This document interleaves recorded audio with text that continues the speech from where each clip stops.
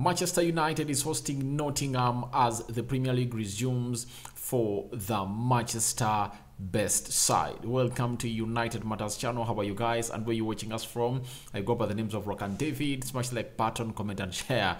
And what a way to return to the Premier League by hosting one of the weakest teams in the Premier League, although they went ahead to shock a team called Liverpool, but the rest of the big teams have been giving them a beating that they deserve.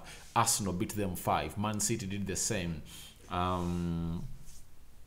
I think even Tottenham beat them, and very many other teams have really come through and really beat Nottingham. But United is returning on a very huge note because they are really going to be knowing the results between the Newcastle game and the Newcastle game and the Tottenham Hotspur game, because those are the teams that are really going to play ahead of them, plus Arsenal, because knowing the results of Arsenal are really important, because trust me, we are really into that race and run. Though people would come out and really believe it, but if we really keep ourselves winning our games, we can put ourselves in the know.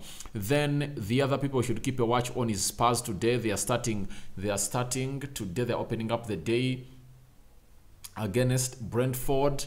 Now we'll be knowing the result. Then there is Liverpool, Aston Villa. I think we are 6 points ahead of Liverpool. The other team that we need, Newcastle, is also in the 3rd place. I think they are also some 4 points ahead of us. We need to be keeping an eye on them to see to it that they go ahead and really do the needful, such that we go into these games of football knowing what exactly we want into our side as Manchester United. Not so? So guys, welcome to this channel and let's get into this now. United is having some absentees that you wouldn't expect to see in the game of Nottingham. Notably is Jadon Sancho. For Sancho, he's nowhere near a return to Manchester United. The manager told us that he is not going to be part of the team. The other one is who else is injured at Manchester United that you're not going to expect? Tuanzebe is out. I think that's all for injuries. I think we don't have very many injuries apart from Tuanzebe and who else. I think those are the injuries that we have. Then Lisandro Martinez, I saw him today post 5 hours ago that he's still in Argentina, so I don't know when he's traveling back to Manchester, but the manager told him that he'd be available on the 27th when United is playing in Nottingham, so he should be back. But for Rafael Varane, I believe he is back. He's back. He's going to train with United today, and I believe he's one of those that are really going to go on and really tussle it with Harry Maguire, after the manager told us that Harry Maguire took part into the training session. He's in the training session, I think, yesterday and even today. He is going to train with the club and see whether they'll make it, and see who is going to make it in a central defense partnership with Victor Lindelof. So that's what I had for you. And for Nottingham Forest, Dean Henderson is not going to be part of this game of football. You know the reason. He's loaned to Nottingham by Manchester United, meaning that he's 100% out of this fixture. Now, let's get into the predicted starting 11 of United. Who is starting and who is not starting is what we're going to be discussing about in this episode. The system, obviously, it's always a 4-2-3-1. You know that very well, and that's what United has always gone for in this system ever since Erik Ten Hag came in through, and let's wait and see which changes we believe Ten Hag is going to make in this game. Remember, we played in the midweek and won by 2 goals to 0. We had Dubravka in goal, Aaron Wan-Bissaka's right back, Casemiro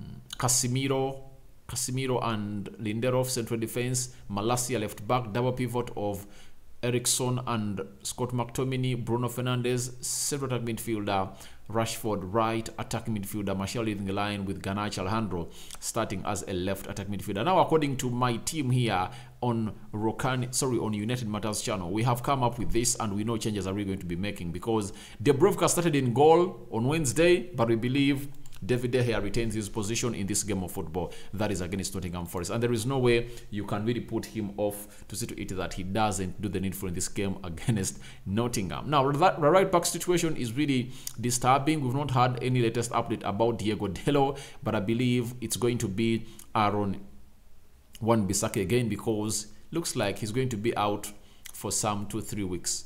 That is Dalot, and his return is highly anticipated by Manchester United after triggering his one option year on his contract. Now, I believe Aaron Wan-Bissaka, who came in through and put in an assist that was really well deserved for the first goal we scored against Burnley, is going to start as the right back for Manchester United. Amidst Erik ten Hag not wanting to go on and play him, he's now left with no option. The other time he had an option left with because he saw to it that Dalot was not an injury-prone player, but he got an injury during the World Cup game. They lost to Morocco by 1-0, and now we are left with Aaron Wan-Bissaka. And secondly, it acts like a charm for Erik ten Hag and Manchester United. The more Aaron Wan-Bissaka goes ahead to exhibit his new skills of how he goes ahead to be great in the offensive and defensive area, because very many teams are really eyeing for him. As we speak, Wolverhampton Wanderers, West Ham and Crystal Palace all want Aaron Wan-Bissaka. So if at all he really goes ahead to have a very huge game tomorrow as United plays Nottingham, then he will have put himself into the shop window. And obviously United might get in some good amount of money. Instead of getting 20, they might get in 30, because he would have really proven that he's really a very good defender for those clubs. Now left back, we are having Malacia versus Luke Shaw. In the game against Burnley, it was Malacia that really started, but I believe Luke Shaw came on later, so I believe the manager is going to go in for the English left back known as Luke Shaw. Having knocked out of the World Cup by France, he came out and trained with United, and I believe he is now ready to start into that position because he offers more in the offensive area than Malacia. And I believe if at all Malacia wants to go in and dethrone Luke Shaw from the left back position of United, he needs to improve his offensive game, all forward game. Those crosses that really coming through should be increased, and how he approaches the final third of the opponent, because he has the skill set, but I don't know why he doesn't really exploit the final third a lot, especially by barring in crosses into the 18 yards box area that are really pinpointing and inviting to find either a United player or a defender of our opponents. Just to it that we get a corner or get a dead ball in there for you. The central defense is where magic is going to happen. On the right side of the central defense, Harry Maguire is back, Rafael Varane is back. Who is going to be started? Harry Maguire is returning from illness. He never played in the game of Burnley, but this time round, I believe it's going to be a man called Rafael Varane, and it's not going to be Casemiro. I believe it's going to be Rafael Varane to play into that central defense area of the right side of the central defense, and he's going to be accompanied with, or complemented with, Lindelof in that central defense of United. And I believe that's how the back four of United is going to look tomorrow as we play a team called Nottingham at Old Trafford. Then the double pivot that really won the game of Burnley was of Scott McTominay and Eriksen. I believe Casemiro is retaining his position this time round from the central defense where he played in the game of Burnley, and is going to be played as a central defensive midfielder in a double pivot alongside Eriksen, who really went ahead to score his second goal for United in the two competitive games that he played consecutively. He scored one against Fulham, and when United returned to play in the Carabao Cup, he was on the score sheet again. He was even responsible for that assist of Marcus Rashford when he really ran close to 60-70 yards past defenders of Burnley, and he really hit that ball into the lower bottom corner. So that is the double pivot of Casemiro and Eriksen, because we have gotten very many results because of those two playing into that position. Central attack midfielder, obviously, it's Bruno Fernandes, responsible for that first goal we scored against Burnley. He really did a volley to Bissaka, and Bissaka slid in with the cutback that found Eriksen unmarked and tapped that ball into the roof of the net to make it 1-0 for United in the 27th minute. But Bruno really had a very bad game at the start, but later continued to go on and really create more chances, like one he created for Garnacho. To me, it was the best chance of the game that Alejandro Garnacho had to go on and bury, but he couldn't go ahead and really bury it, because I believe he lacks confidence sometimes, but I know he's a very talented player that is going to go in and really get United where we are supposed to be. For Bruno, obviously, without Harry Maguire, he's going to wear the captain armband for the day. But one thing I hate about Bruno, the yellow cards he gets. The yellow cards he gets are really stupid. They're uncalled for, sloppy things he does, and he gets a yellow card to an extent that in the next game you're going to play against Charlton at Old Trafford, he's not going to be available because he got his second consecutive yellow card in 2 consecutive games of the Carabao Cup. So that puts him out of the game of Charlton that we're going to play in the quarterfinal. So I believe he should manage his anger and know how to really captain the team better by really leading by example, according to me. So after that, let's go to the right attacking side of the midfield. It's Rashford that started on that side when you're playing Burnley, but I believe it's time for shirt number 21 to retain his position. That is Anthony Santos. I believe Anthony is going to be played as a right attacking midfielder for Manchester United. He came in through, he had close to 2 chances, but couldn't release his fellows quickly, and I believe he needs to go on and act on that better. And secondly, he should try to go on for those pinpointing crosses at the back post, because they're so much inviting for a tap-in or a header from a United forward. So he should go in and really do that, because we've seen very many teams use that style of play, and that's what he used to do at Ajax. He used to go for those far post crosses, but he no longer really goes in for them, and I believe he should really go on and do the needful. Well, let's go to the left attacking side of the midfield, where we had Alejandro Garnacho play into that position. Today, I believe, tomorrow, it's not Alejandro Garnacho's day to start, according to me. I believe it's going to be this man, Marcus Rashford, who scored a very good solo effort goal. I believe it's going to be Marcus Rashford playing off the left attacking side of the midfield, because Anthony won't play 90 minutes, according to me. Rashford will be shifted later from this position of the left attacking midfield to go on and play onto the right attacking midfield. Then Alejandro Garnacho will come in through, depending on the game situation. Now, who's leading the line? Obviously, Anton Martial. Anton Martial is going to lead the line for United as we play a team known as Nottingham. So I believe that's going to be the starting 11 of Manchester United, according to me. And let's wait and see which changes are going to be made by the manager. But for Rafael Varane and Maguire, any of those will start, but I would prefer Rafael Varane to come in through and really start this game of football, because you can't tell me that Harry Maguire was just trained just for 1 day, is more fit and liable to start for United than Rafael Varane.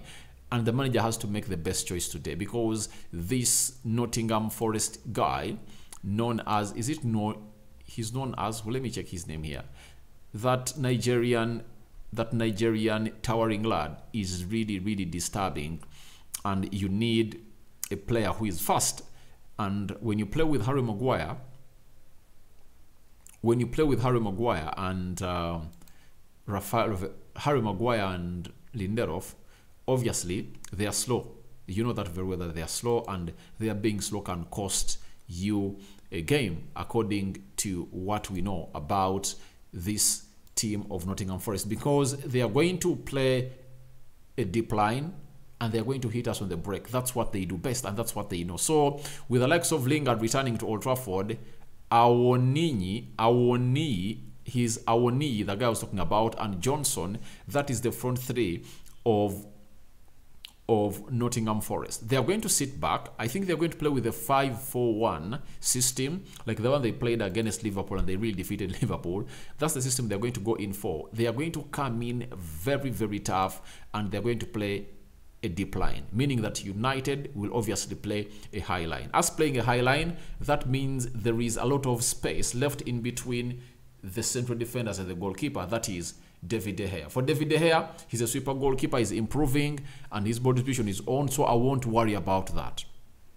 My worry will come in when Erik ten Hag chooses to start Harry Maguire over Rafael Varane in this game of football, because we need a fast centre-back on these ones. If a match we're going to be having a share of the possession, that ball over the top, when it's hit by those Nottingham Forest P players, they might result into a problem to the back, to the central defense partnership of Harry Maguire and Lindelof, because both of them lack speed. Their agility is not all that at the level you would love to see your players on. Now, let's go to the head-to-head stats and see who is really having an edge over the other.